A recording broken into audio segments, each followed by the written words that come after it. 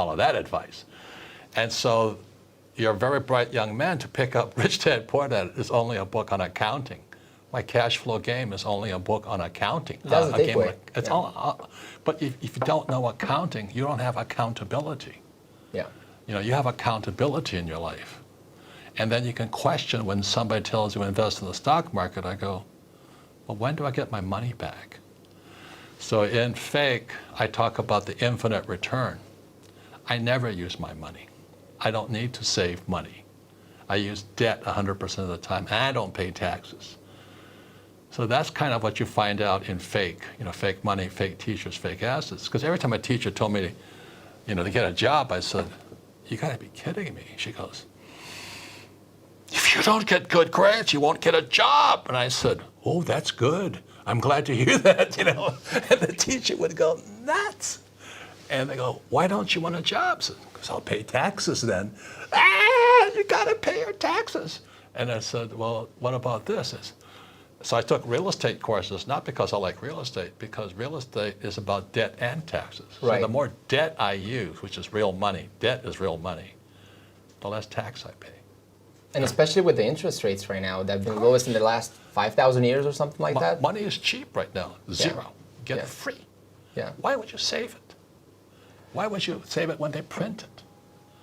It's until you question, all the young people, they just question what's inside that head. Who hypnotized you? Parents most of the time. Most probably. And were your parents rich or poor? Probably poor. Well, hard-working, right? paying taxes, they went to school, if you're middle class. Yeah. So for the people... Do you think Donald Trump's sons pay taxes? None of them pay taxes. No. Do you think they have jobs? No. In that book, I have Jared Kushner, who's Ivanka Trump's husband. Yeah. And the New York Times interviews him. The reporter is an A student, smart guy with a job, and he just can't understand how Kushners, who are richer than the Trumps, Jewish family richer than the Trumps, how they get away with not paying taxes. And this reporter was going crazy. It's in the book, in Fake. He just couldn't understand it because he's been hypnotized. So it's a collision of ideas. So when I say I don't pay taxes, then this whole you're cheating, you're a crook, you're a criminal comes up. And then they can't hear me. And I talk about trading, investing. I invest as an insider. And for the average person who knows very little, they say, well, insider trading is illegal. No, it's not.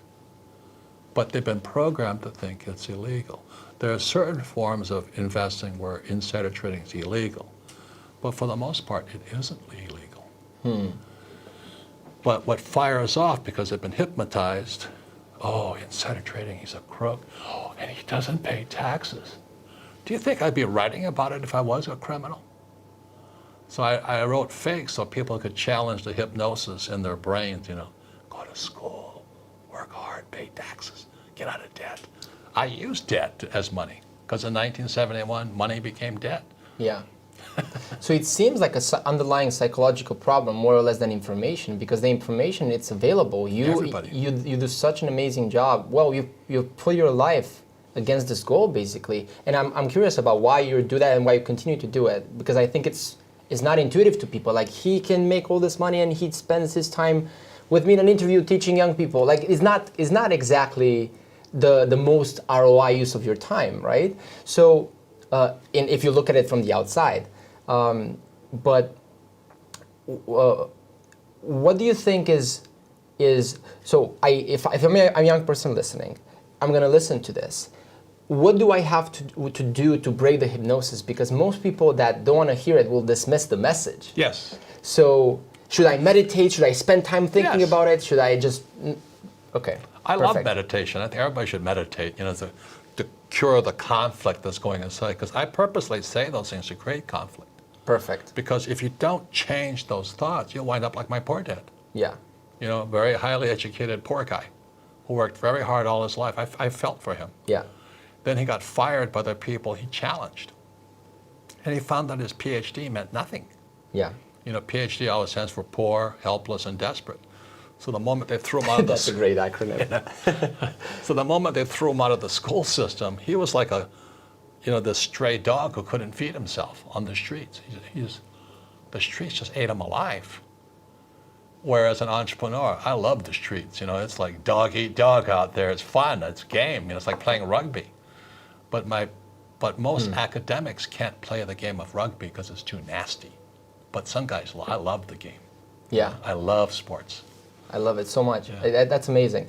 And what do you think, for example, if you look against, we've been in the longest, growth period of ever.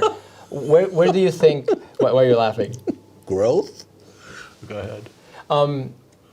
People look at it now, and because they're scared and they're safety oriented, thinking, "Oh, I couldn't really start now because there's a financial crisis coming. Yeah. So why would I start now?" So it's still the safety that they're looking for. So what would you say about that? About the financial crisis coming up? There should be some sort of corrections happening in the future. Well, let me ask you this: if you had bought a ticket to get on the Titanic, right? Yeah. And you knew it was going to sink, what would you do? Not buy the ticket. Well, let's say you already bought the ticket. Okay, I'll build the best boat to get out of it. I would be getting ready to get off of it as quickly as possible. Okay. I would be looking at life rafts and checking things out and things like that. Yeah. Because we're going down. Yeah. And this is the difference. Crashes make the rich richer. So what happens is, there's an old saying in investing. The bear goes up, the bull goes up the stairs. There's bulls and bears, right? Yeah. So the bull goes up the stairs, the bear goes out the window. So if you want to get rich quick, I like the crashes. Because you can buy low. Oh, shit, it comes down so fast. So if you can do it in stocks, you can short the thing, you can do, naked put, yeah. You can be instantly quick. But it's slow going up, but it's fast when it crashes. So right now, if I was a young person, I'd be taking probably a stock options course to trade the market coming down, because you'll get rich faster that way. It takes about 5 years to practice that. But I love crashes. I get really excited about a crash. Unfortunately, most people get wiped out. But nonetheless, the facts are crashes make the rich richer. That's why fake is fight fake with facts. Yeah. So if you want to get rich quick, it's when the Titanic is going down. You can sell lifeboats. That's a great analogy. And what do you about your general purpose? And we're going to wrap up here in a couple of minutes. But about your general purpose, I'm really, really curious, because most people think, again, I'm trying to think from the perspective of the stereotype, of the conditioning, let's say. And most people think, well, if I'm as rich as Robert, why would I spend time doing all these things? Even so, why would I spend time educating people? And even so, why would I even work anymore? Because if I have enough money in my head, I'm done. I need to get a vacation in Hawaii, which is exactly the reason that they don't do that. But what drives you to keep doing what you're doing? And what's your purpose going forward? Because you don't have to do any of this. And I think it's important for people to grasp that. You're a very smart young man. Yeah. Well, I thank you. No, you're very intuitive. Is that I don't need the money. That's the reason I do it, I retired at 47. I had more than enough money. And people kept asking my wife, and I said, how'd you guys, she was 37. And she didn't marry me for my money because I didn't have money when we started. Yeah. I had lost a business just before I met her. And we just made it back. So anyway, they kept asking us, how'd you guys do it? I said, do you have a job? No. Do you have a retirement plan? No. Did you save money? No. So they kept asking us, and we created the cash flow game so they could understand income statements, balance sheets, statements of cash flow. Which highly recommended. I took that. Yeah, the cash flow game is how you can have fun learning about the most boring subject called accounting. And you have fun. It's like playing Monopoly, but what makes rich cash flow different than Monopoly is a financial statement. Yeah. Because your banker only wants to see your financial statement. Banker doesn't want your grades or what school you went to. Yeah. They want to know your financials. So when the markets crash, my financials are so strong, bankers threw money at me. They still call me. Because you're the only one that has good financial statements at that point. Well, there's a low percentage. They know I can take their debt and make money from debt. The average person will take debt and lose money. So cash flow, the game, and even Rich Dad Poor Dad, you take debt and make money. The average person takes debt and loses money. So they don't want to give you any more money. So that's what drives me on. So when I went to military school, I didn't go to regular school. went to a military academy in New York, the first lesson, the first word they teach us is, what's your mission? Mission, mission, mission. And mission is spiritual. So that's why when I graduated from military school, I didn't have to go fight, but I felt a need to go fight. So I joined the Marine Corps to go fight. And when I came back, my poor dad says, why don't you become an airline pilot? I said, go to school, get a job, become a pilot, because you can make a lot of money and you pay a lot of taxes. And you can, like I could hear the hypnosis coming in. I said, no, I'm not going to do that. So my poor dad says, go get my master's degree, get my MBA, which I started. It was a waste of time. And my rich dad said, you have to learn about debt and taxes. So I took a real estate course. I say the same thing. Take real estate courses, take stock trading courses, I take bond courses. I just learn about the game of money. It's a game. And have some patience, yeah, right? It takes about 5 years to get good at anything. Okay, perfect. Because that's a good expectation for people. People think that in 3 months they'll figure it out. No. Perfect. If you're going to be a stock trader, it's 5 years and $50,000 minimum. That's what it'll cost you. Which is less than 1 year of college, usually at Harvard. So it's not that big of a deal. Yeah, but you have to make mistakes to learn. But our schools punish you for making mistakes. And then they also punish you for asking for help, because that's called cheating. I call it cooperation. Yeah. So everything is opposite from school. Entrepreneurs are not going to make good employees. So you might as well think of your conditioning and do the opposite, and you're probably better off. Well, you got to change, go to school, get a job, save money, pay taxes. Yeah. The question right now is, how do I make so much money, I use debt, and I pay no taxes legally? I said, I wouldn't be saying that if I was crooked about it. But I don't have to hide because I do it legally. And you explain how that works in this book. Yeah, well, as best I can. My study has been a lifelong study. So I don't, I'm making money as we're speaking right now. I have 7,000 real estate properties. I have oil wells. I have golf courses. I have a commercial buildings. So money's just pouring in whether I work or not. But I'm still studying because that's how the money keeps pouring in. Yeah. I'm watching the horizon. It's like on the ocean. It's like, where's the next storm coming? Yeah. Oh, like that. Yeah. Or like in the case of the Titanic, when's the next iceberg coming? Yeah. And there's a lot of icebergs right now, and we're all in this one big Titanic. And the question, right now, I'd be manufacturing lifeboats. Yeah, for a living, for sure. Yeah.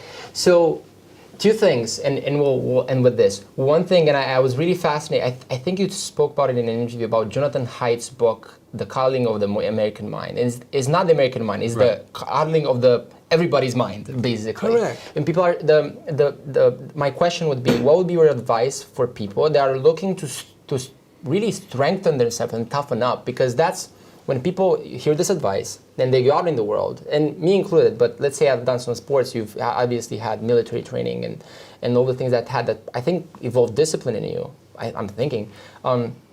But what would be your advice to toughen up? Because otherwise, any challenge that faces you, you're just going to fade and go back to safety. Correct.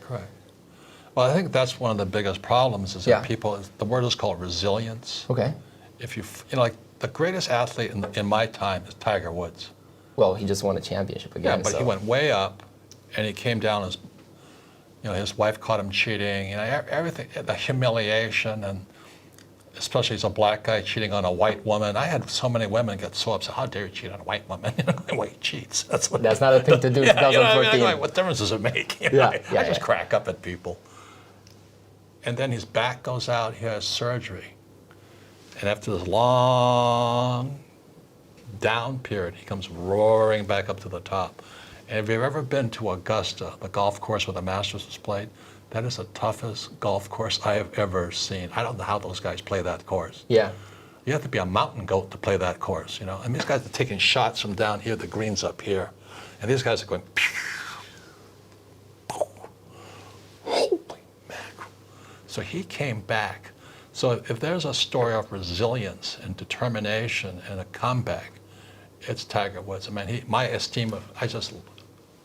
awe of that guy. He is really a great man to come from the top to the bottom, back to the top, And we all have that in us, except in school we told him, don't make mistakes. If you fail, you're stupid. Well, he came back, he made him stronger. Yeah, good for him. So last question, what do you think, and thank you so much for your time, this has been amazing. So what do you think is there a chance for the education system of the future to actually create abundance, wealthy people, free people, and so on? Or should it be taken on to people like yourself that create kind of like private systems of education and spread the knowledge to people? What do you think about that? Well, I'm doing it as private citizen, and I stay outside the school system. But if you look, I think you read this book, I think you'll notice on it says fake money, fake teachers, fake assets. Yeah. It's the same thing. See, it's all one big system. Yeah. The only way they can pull off the fake money is by having fake teachers. And the only way you can buy fake assets is by having fake money and fake teachers. So it's a very good reinforcing loop. And that's why I'm just saying out here to the young people, question this. Go to school, get a job, work hard, pay taxes, save money, get out of debt. Until that is questioned. And then ask the question, why would I be saying that at the risk of going to jail if it wasn't legal? That's the question. So guys, the rich get richer because what we do is legal, but you've been told it's illegal. Amazing. Say not paying taxes is legal if you're an entrepreneur, but it's illegal if you're an employee. Any last thing you think is worth mentioning to the people listening, the young people listening, and kind of trying to figure this out? And we'll end with that. Well, I think the key is young people, because the system of fake money, fake teachers, fake assets, they screwed me, my generation. My generation is never going to retire. The medical expenses are going to go through the roof just when America goes broke. But they didn't just screw the old guys, they screw the millennials. So they're coming out of school deeply in debt and still haven't learned anything about money. So the system of fake money, fake teachers, fake assets screws everybody. Not only in Romania, but all over the world. So that's really, if you can think, comprehend something that big, then you can make your own personal choices and changes. Perfect. Thank you so much, Robert, for your time. To everybody that's listening, hope people act on this. Yeah, thank you. Thank you so much.